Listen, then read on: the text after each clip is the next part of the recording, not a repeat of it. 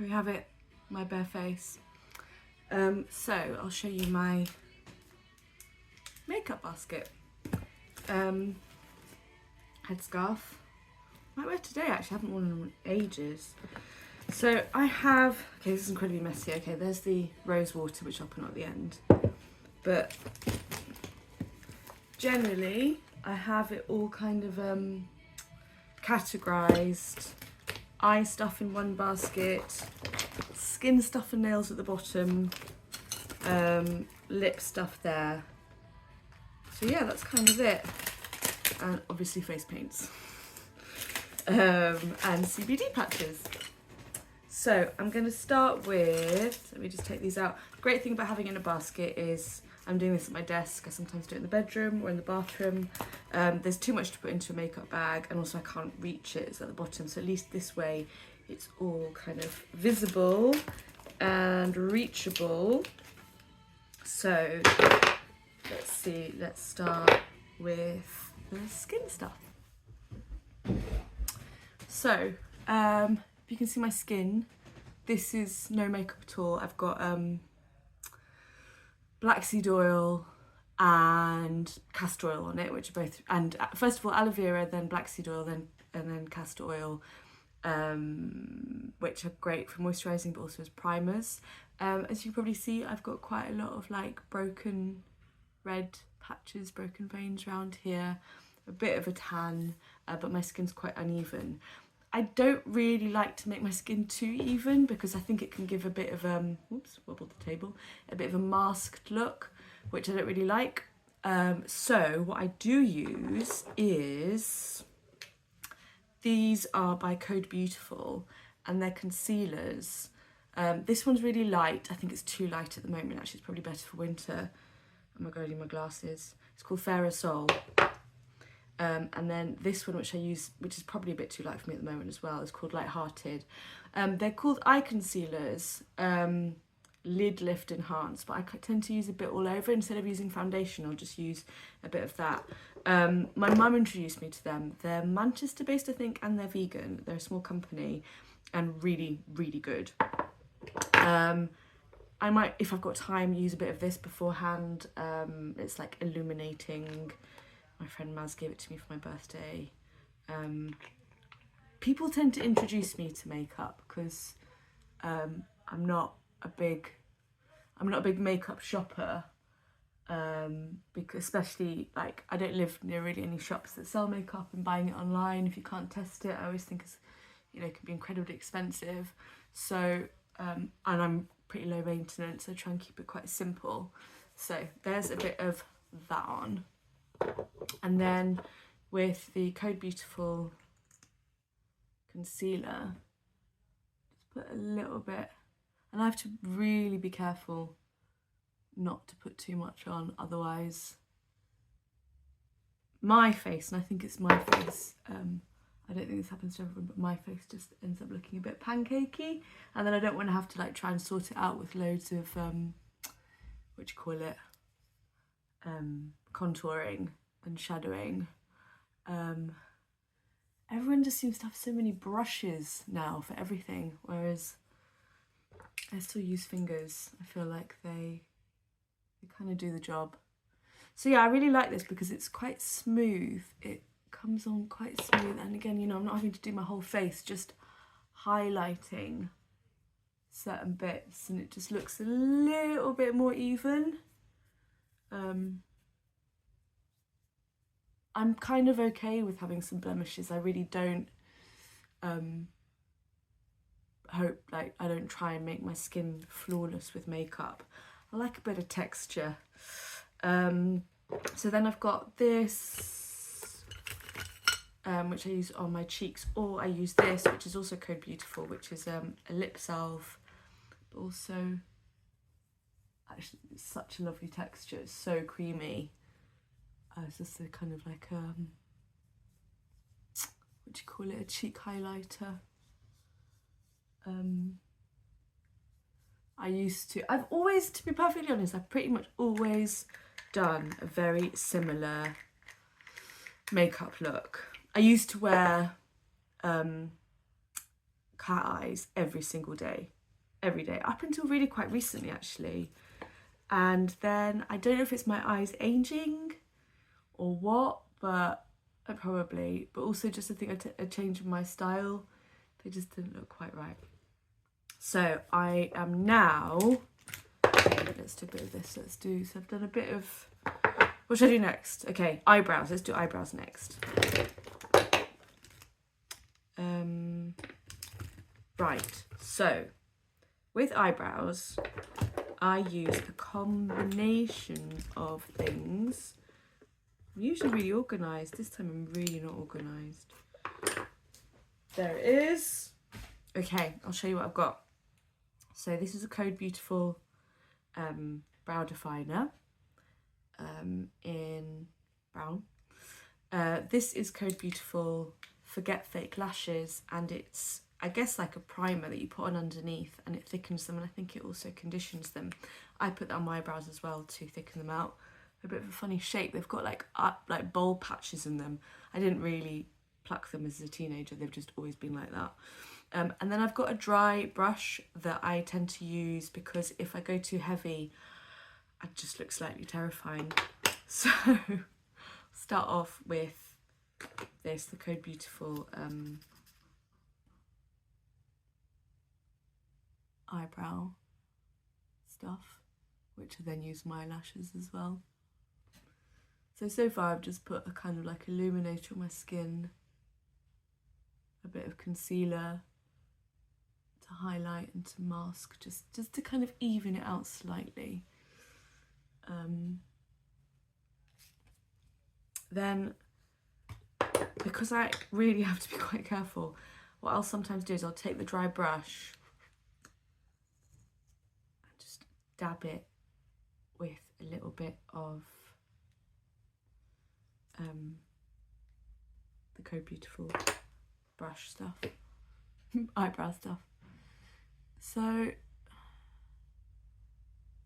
I feel like eyebrows are the hardest thing to get right, and they're the most important thing to get right.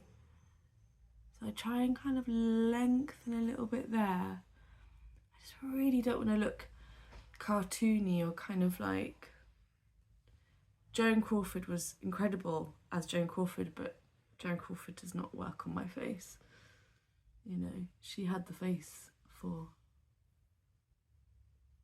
what she did to it. My face is a different face. So yeah, just kind of go backwards. I'm sure that somebody might comment on this, telling me exactly where I am going wrong with my eyebrows. Try and kind of like fill in the bold patches, but I don't know. Never entirely sure what. I just can't like do it and then hope for the best. And then often we'll go and take a face cloth and just like tone it down a little bit. Okay, so next, eyeshadow. So this is, I think it's like a cream for eyebrows, but I use it as an eyeshadow because it's a lovely subtle kind of, what would you call this colour? Moley kind of brown, moley browner colour, I don't know. Somebody once told me that if you rub your eyes outwards, it ages you, but if you rub them inwards, it doesn't age you. It makes no sense at all, does it? But I still do it. Essentially just rubbing your eyes.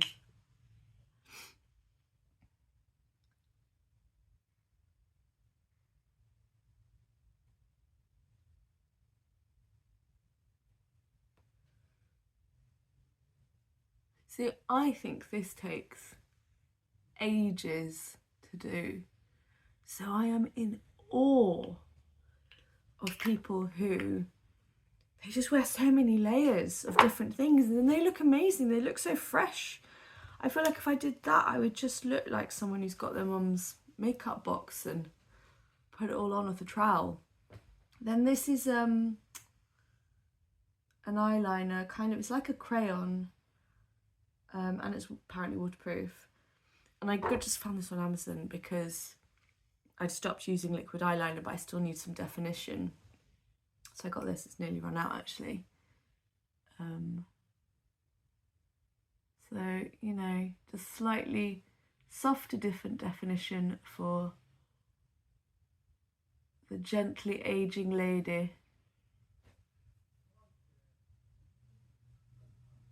It's interesting, I feel like my skin and my face were like, doing well, yeah, fine, not really changing. And then suddenly, I guess since turning 40 actually, just starting to really notice it, a bit of crepiness, a bit of sagginess. And I really get it why people have surgery, why they have nips and tucks, and, you know, these bits here, just lifting a bit, and these bits here. I think it's beautiful. Like, I feel so lucky, and like I've got proper wrinkles here. I really enjoy them because I know how much I laugh and smile and always have. I've kind of always had them even since I was a kid. It's like I was born with laughter wrinkles. But I do completely understand, you know, when women's bodies and bodies and faces are just under such microscopic attention all the time. And, you know, my late teens and early 20s, that was Heat magazine, and I knew at the time, like, I would read them as such guilty pleasures. I'd get the bus and I'd make sure I had Heat magazine, and then I'd feel sick afterwards, like I'd had junk food. And I never knew exactly what it was that I wanted to get out of it, because all I ever felt was just feeling really awful about myself, because I'd look at them and think, wow, if they think that person's got faults or defects or whatever, what the hell would they think about me? And, you know, and then there's that kind of like faux celebration of embracing your curves, and oh, it's all so messed up. So messed up. And I am not surprised that so many of us have really quite damaged, internalised anger and dysmorphia. Yeah, you know what I'm going to do? I've not done this in ages. I remember this liner on the bottom of your top lid. Just adds a bit of definition without it kind of closing in your eyes when you sometimes do the bottom lid. Rim, is that what it's called? Yeah, anyway, faces, aging. And I know, you know, I know plenty of people who have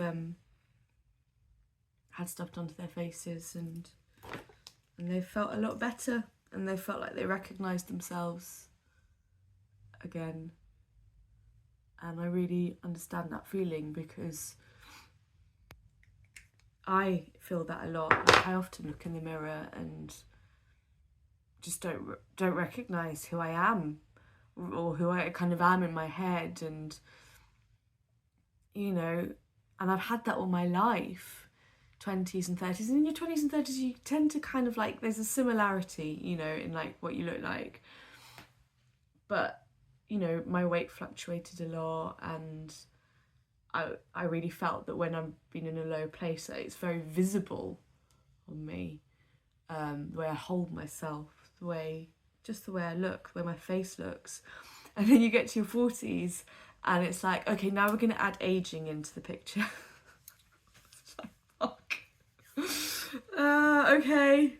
So, like, you really have to do so much work to come to peace, like to come to terms and find some peace with it, I think. And I don't know that I have, and I don't know that I ever will, but I really hope that I'm not 80 one day and still avoiding the mirror because I don't recognise what I see there.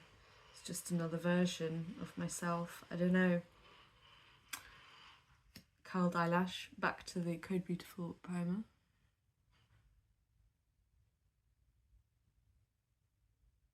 They do this thing, I think, where it's like, you kind of like do that and twist at the same time. Hoppa. Oh, there's someone drilling outside just in time. Perfect. I find really interesting as well, as I'm getting older. Oh, by the way, this mascara is great. It's Volumising Lengthening Mascara. I really like it. So beautiful. Yeah. Oh my god, I can't believe that drilling. Anyway, yeah, it's just funny seeing my face and seeing my mum and my dad and my grandmothers. They turn up in the mirror as well. It's quite weird. Or like in photos. I see my Welsh grandmother. And like I have my Scottish grandmother's height, because my mum and my dad are tall and I came out not tall. I'm 5'4". So it's quite odd.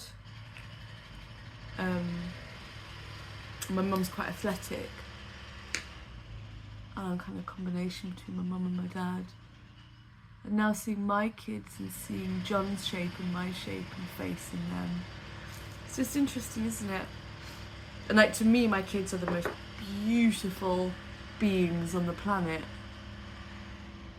And it just shows you that so much of beauty really is just about love.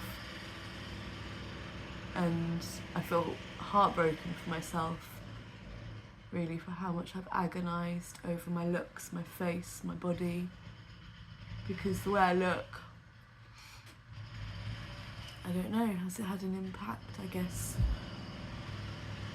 I think I always thought that if I was some kind of level of beauty that my life would be better. I don't know. I don't really know what I thought. There's so much, there's just so much value placed on beauty as women, isn't there? And you grow up hearing people revering others for being so beautiful. Essentially, it's just a genetic lottery. There's not actually anything that interesting about being born with a symmetrical face and perfect teeth. Okay, I'm pretty much done, but where is it? Aha. Bronzer for the final touch. And to be perfectly honest, I'm never quite sure if I actually prefer myself without makeup or with. I think it's just something that makes me feel kind of done, more presentable. Yeah, my skin's quite bumpy at the moment. It's often when I have sugar, which I've been really good at cutting out, and then I had some yesterday and it comes up immediately. The demon addictive sugar. Okay. And then last of all, this lipstick, which I love. Have I got another one? No, I haven't got another one actually. I've got about 3 of them. I need to buy another. It's this brand, and I never know how to pronounce it. Mina or something. Yeah, it's just like a perfect kind of brown, but not too brown, with some pink in it. Like, it's so old I can't even see the name of it. I'm gonna try and find it. See if it's still on Amazon. I think it's a Spanish company. It's just a kind of a subtle, just elevates it a little bit. Rose water spray. Probably make my mascara run. Here we go. Okay, and then I don't know what I'll do with my hair. Still a bit damp, but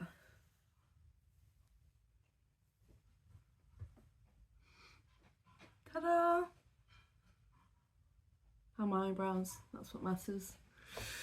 So that's my general makeup, whether I'm getting ready to go out like for the day or to go out for something a bit more special, doesn't really vary. I sometimes wear a red lip, but again, as I'm getting older, I don't know, it's not sitting quite right on my face.